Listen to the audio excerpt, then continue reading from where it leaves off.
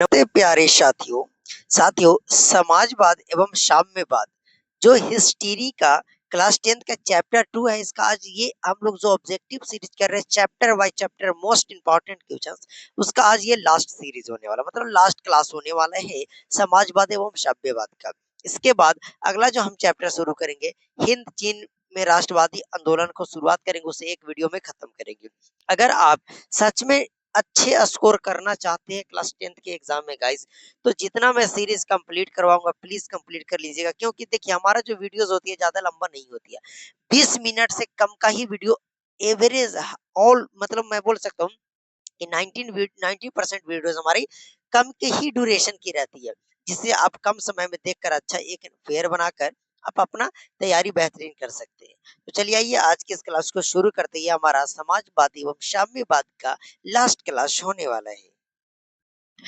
तो पहला सवाल है साथियों कि ब्रेस्टली टोवस की संधि किन दो देशों के बीच हुई थी?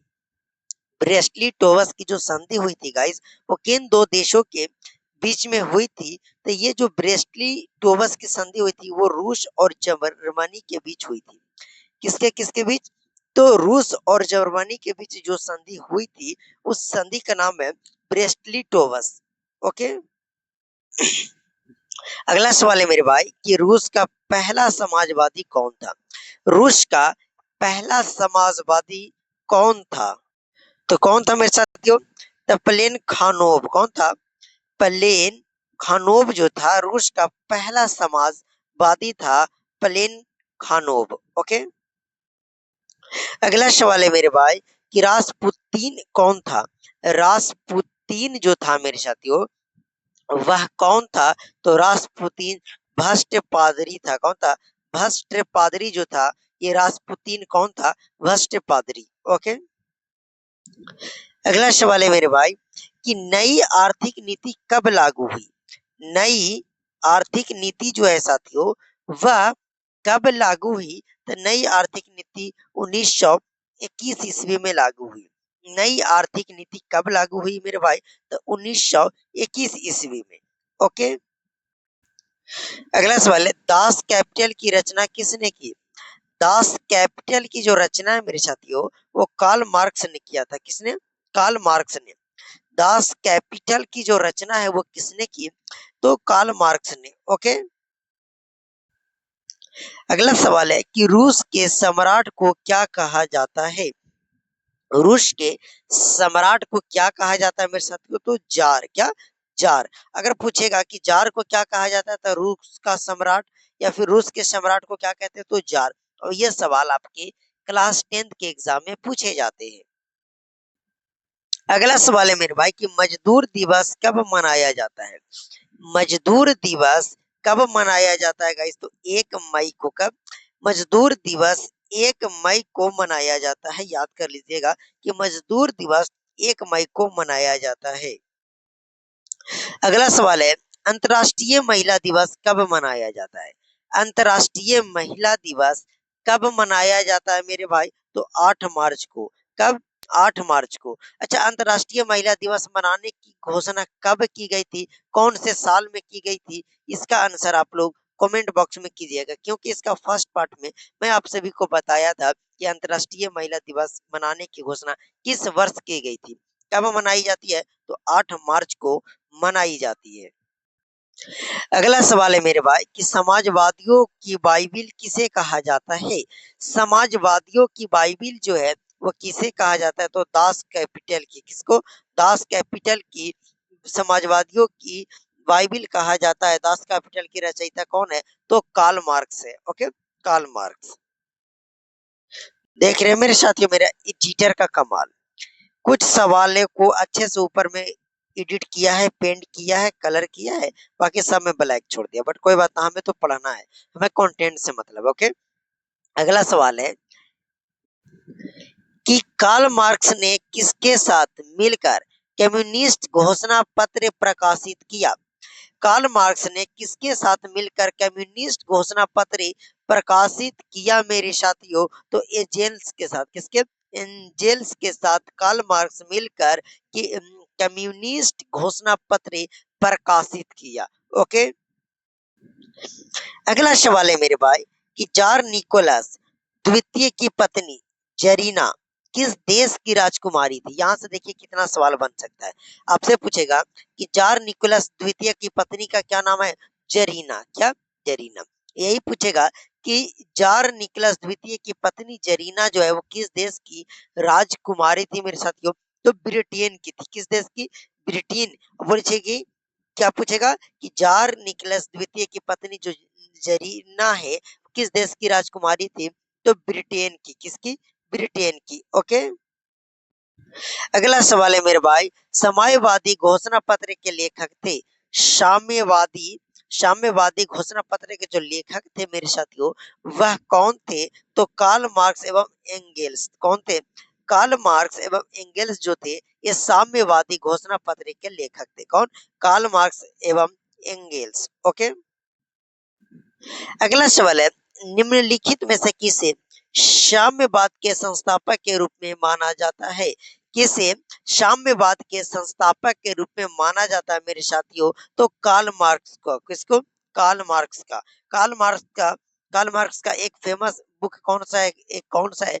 तो दास कैपिटल है। कौन है? दास कैपिटल के रचयिता कौन है? तो कार्ल मार्क्स। ये वेरी वेरी वेरी इंपॉर्टेंट है, सवाल याद कर लीजिएगा। कार्ल मार्क्स का जो पुस्तक है वो है दास कैपिटल। तो दास कैपिटल का रचयिता कार्ल मार्क्स है। ओके।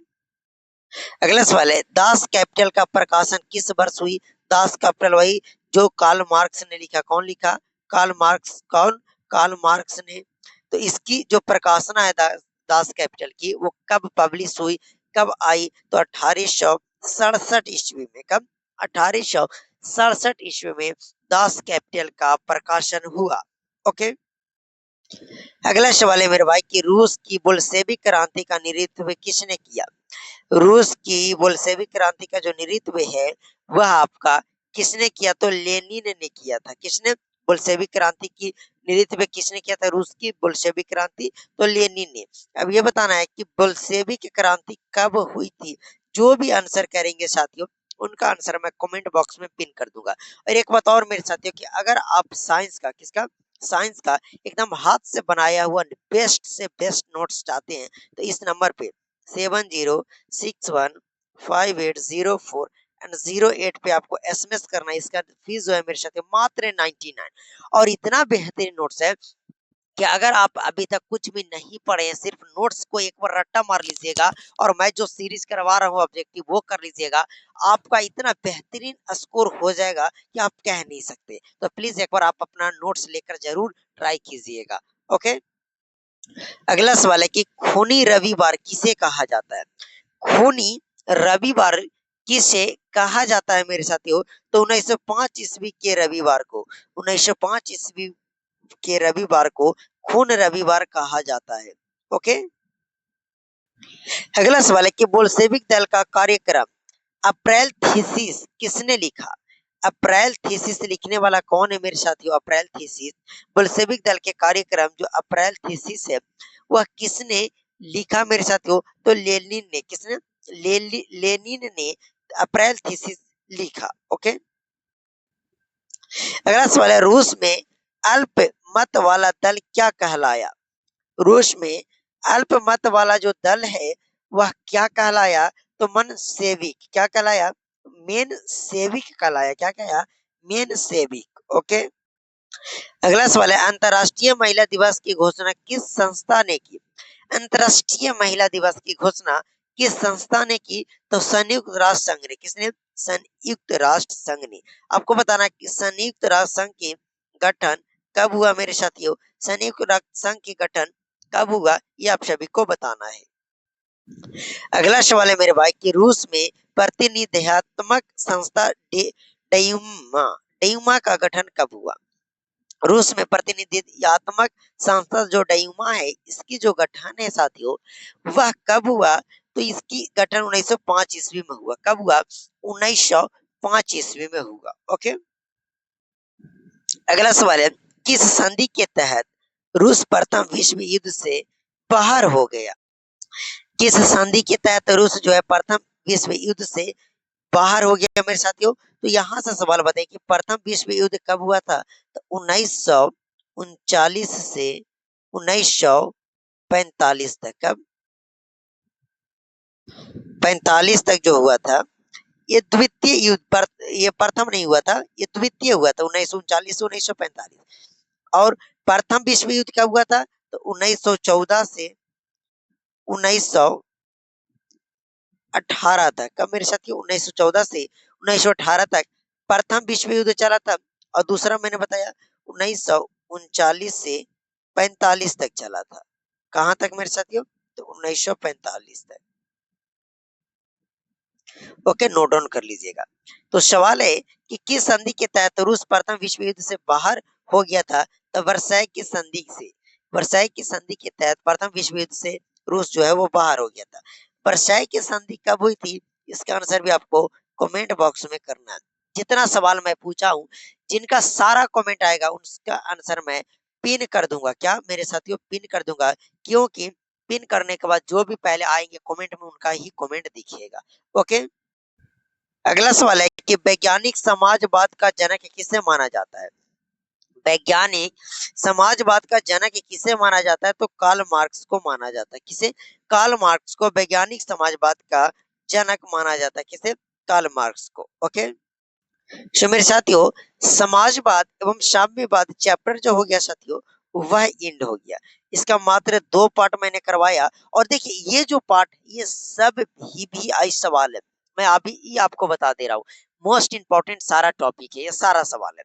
इसके बाद साथियों, मैं आप सभी को बेहतरीन तरीका से, जब ये सारा हमारा टॉपिक वाइज सीरीज खत्म हो जाएगा, तब मैं आप सभी को पीवाईक्यू करवा दूंगा और एक्सपेक्टेड क्वेश्चंस करा दूंगा। इतना करके चाहिएगा, आपका एक भी प्रश्न नहीं छूटेगा।